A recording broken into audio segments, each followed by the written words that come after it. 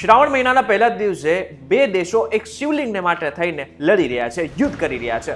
જ્યાં મિત્રો કંબોડિયા અને થાઈલેન્ડ આ બે દેશો છે કે જે એક શિવ મંદિર, જેનું નામ છે પ્રિયા વિહાર, આ મંદિર માટે થઈને યુદ્ધ કરી રહ્યા છે. ફાઇટર જેટ અને રોકેટ વડે આ યુદ્ધ થઈ રહ્યું છે.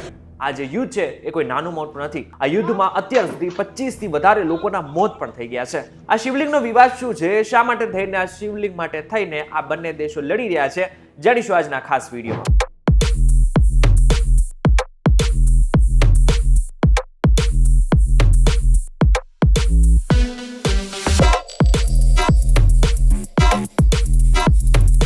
નમસ્કાર, welcome back Fox TV digital ઉપર તમે જોઈ રહ્યા છો ડેલી ડોઝ અને હું છું આપનો દોસ્ત કરણ જરોત્રા. જે શિવલિંગની વાત કરી રહ્યો છું, જે શિવ મંદિરની વાત કરી રહ્યો છું, એનું નામ છે પ્રિયા વિહાર. જે મંદિરને પ્રિય વિહાર અથવા તો પ્રિય વિહાર મંદિર તરીકે પણ ઓળખવામાં આવે છે. અને કોઈ આજકાલનું આ મંદિર નથી, લગભગ 1000 વર્ષ જૂનું આ મંદિર છે. અને 10મી સદીમાં આને બનાવવામાં આવ્યું હતું. 10મી સદીમાં ખમેર સામ્રાજ્યના સોનેરી યુગમાં આ મંદિર બન્યું હતું. આ મંદિર ડાંગરેક પર્વતોની ટોચ પર આવેલું છે. એટલે કે આ જે મંદિર છે ને એ થાઈલેન્ડ અને કંબોડિયાની સરહદ ઉપર આવેલું છે. તમને જણાવી દઉં કે એક સમયે થાઈલેન્ડ અને કંબોડિયા બંને દેશોમાં હિન્દુઓનું પ્રભાવ હતું. સમય જતા જતા ત્યાં હિન્દુઓ ઘટતા ગયા અને ત્યાં બૌદ્ધનું પ્રભુત્વ વધતું ગયું. આજે આ મંદિર બંને દેશો માટે સાંસ્કૃતિક અને ધાર્મિક રીતે અત્યંત મહત્વનું છે, કારણ કે થાઈલેન્ડ અને કંબોડિયા બંને પોતાનો વારસો ખમેર સામ્રાજ્ય સાથે જોડે છે. પરંતુ મિત્રો, આ જે સરહદ ઉપર મંદિર આવેલું છે ને એ વ્યૂહાત્મક રીતે બંને દેશો માટે મહત્વનું છે. અને જે શિવલિંગ છે, શિવ મંદિર છે ને એ માત્ર 4.6 કિલોમીટરનો વિસ્તાર ધરાવે છે. એટલા વિસ્તાર માટે થઈને બંને દેશો એકબીજા સાથે યુદ્ધ કરી રહ્યા છે. થાઈલેન્ડ એમ કહે છે કે આ જે શિવ મંદિર છે ને એ અમારો વિસ્તારમાં આવે છે, અને જ્યારે કંબોડિયા છે એમ કહે છે કે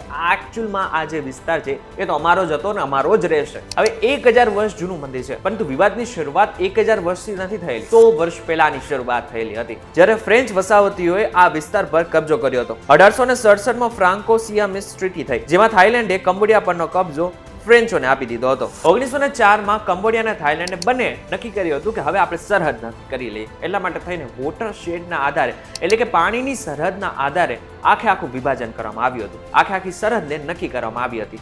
પરંતુ આ બધાની વચ્ચે ફ્રેન્ચે થોડીક ચાલાકી કરી હતી. 1907માં એક નકશો બનાવ્યો.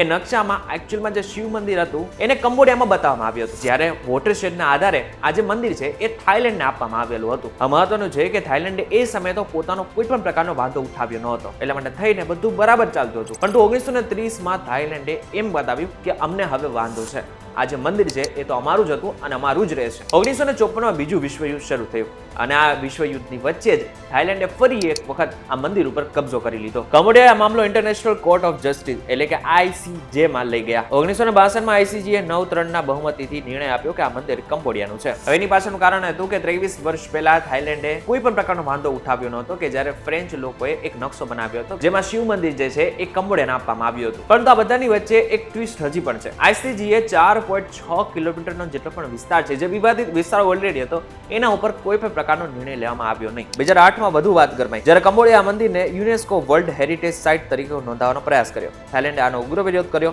અને ત્યારથી બંને દેશો વચ્ચે તણાવ વધતો ગયો. આજે વાત એટલી બધી વધી ગઈ છે કે ફાઇટર જેટ અને રોકેટ વડે એકબીજા સાથે યુદ્ધ કરી રહ્યા છે આ બંને દેશો. થાઈલેન્ડે તેના F-16 ફાઇટર જેટથી એર સ્ટ્રાઇક કરી નાખી હતી, જ્યારે કંબોડિયાએ BM-21 મલ્ટી બેરલ રોકેટ લોન્ચરથી જવાબ આપ્યો છે. આ હુમલામાં થાઈલેન્ડના 3 લોકોના મોત થયા છે, જ્યારે 3 થી વધુ સૈનિકો ઘાયલ પણ થયા છે. મહત્વની વાત તો એ છે કે થાઈલેન્ડે આને નાગરિકો ઉપર હુમલો કરવાની વાત કરી નાખી છે, જ્યારે કંબોડિયા એમ કહે છે કે અમે કોઈ પણ પ્રકારનો નાગરિકો ઉપર હુમલો કર્યો જ નથી. થાઈલેન્ડે સૌથી પહેલા અમારી ઉપર હુમલો કર્યો, એના જવાબમાં અમારી રક્ષા માટે થઈને અમે આ હુમલો કર્યો છે. થાઈલેન્ડે હવે કંબોડિયા સાથેની પોતાની સરહદ બંધ કરી નાખી છે અને કંબોડિયામાં થાઈલેન્ડના જેટલા પણ લોકો ગયેલા છે એમને બધાને પાછા પણ બોલાવી નાખ્યા છે. હવે આ બધાની વચ્ચે સૌથી મોટો પ્રશ્ન, ભારત આમાં શું કરશે? જો સીધી વાત છે, ભારતને તટસ્થ રહેવું પડશે, કારણ કે આપણા સંબંધો થાઈલેન્ડ અને કંબોડિયા બંને સાથે સારા છે. જેવી રીતે રશિયા અને યુક્રેન સાથે યુદ્ધ થયું, અત્યારે જો કે ચાલી રહ્યું છે, છતાં પણ આપણે તટસ્થ રીતે કામ કરી રહ્યા છે. એ જ રીતના આમાં પણ આપણે એ જ રીતનો સહયોગ પણ કરવો પડશે અને તટસ્થ પણ રહેવું પડશે. ભારતનો થાઈલેન્ડ સાથે $18 અબજ નો વેપાર છે. બિમસ્ટેક અને એક્ટ ઈસ્ટ પોલિસી હેઠળ મજબૂત ભાગીદારી પણ છે અને સંયુક્ત લશ્કરી કવાયતો જેવી કે મૈત્રી અને સિયામ ભારત પણ થાય છે. અને બીજી બાજુ કંબોડિયામાં IT, શિક્ષણ અને ઇન્ફ્રાસ્ટ્રક્ચરને લઈને પણ આપણી ભાગીદારી છે. અને કંબોડિયામાં ઘણા બધા એવા મંદિરો છે જે જૂના થઈ ગયા હતા એનું નવીનીકરણનું કામ પણ ભારતે કર્યું છે. એટલા માટે થઈને ભારત અને કંબોડિયાના સંબંધો પહેલેથી પણ સારા હતા અને આપણે એની સાથે જે સંબંધો છે એને જાળવવા પણ પડશે. આવી સ્થિતિમાં ભારતની એક્ટ ઈસ્ટ પોલિસીના આસિયાન દેશો સાથે સંબંધો મજબૂત કરવા પર ધ્યાન આપશે. તમને શું લાગે છે? અહીં જ ખાલી વાત ફરી થઈ ગઈ છે? હજી એક મોટી વાત છે જે જાણવી તમારે જરૂરી છે. આ બધામાં ચીનનો પણ એક મોટો રોલ છે. ચીન પાસે નબળા દેશોને લોન આપીને તેમને દેવાની જાળમાં ફસાવવાની એક રણનીતિ છે. કંબોડિયા ચીનનો નજીકનો સાથી છે, જ્યારે થાઈલેન્ડ અમેરિકાનું સમર્થન છે. નેપાળ, શ્રીલંકા અને બાંગ્લાદેશમાં આપણે જોયું છે કે જો ચીન આ યુદ્ધમાં કંબોડિયાને ટેકો આપે છે અને ભારત થાઈલેન્ડના પક્ષે ખુલ્લેઆમ આવે છે તો તે ભારતની એક્ટ ઈસ્ટ પોલિસી માટે આંચકો હશે. અને જો ચીને કંબોડિયાનો સાથ આપી દીધો છે તો એશિયામાં ભારતને લઈને હજુ પણ જેટલા પણ ટેન્શન છે એ વધી શકે છે. કારણ કે ઓલરેડી અત્યારે ચીન, પાકિસ્તાન, બાંગ્લાદેશ અને આની સાથે સાથે માલદીવ સાથે પણ અત્યારે આપણે જે સંબંધો છે એ અત્યારે ધીરે ધીરે બગડતા હોય, અમુક દેશો સાથે સુધરતા હોય એવા નજરે પડે છે. ઇન શોર્ટ જો જોવા જાય તો એક શિવ મંદિરને કારણે બે દેશો એટલે કે થાઈલેન્ડ અને કંબોડિયા બંને દળી રહ્યા છે. પરંતુ આ ઇતિહાસમાં પહેલી વખત એવું હશે કે જ્યારે એક શિવ મંદિરને માટે થઈને બે દેશો એક સાથે લડી રહ્યા છે, એકબીજા માટે થઈને લડી રહ્યા છે. ત્યારે આ બાબતને લઈને તમારું શું કહેવું છે અમને જરા કોમેન્ટ કરીને ચોક્કસથી કહેજો. વિડીયો થકી જો તમને કોઈ ઇન્ફોર્મેશન મળી હોય તો વિડીયો લાઈક અને શેર જરૂરથી કરજો. આવા જ ઇન્ફોર્મેટિવ વિડીયોઝ માટે વીટીવી ડિજિટલ સાથે જોડાયેલા રહેજો.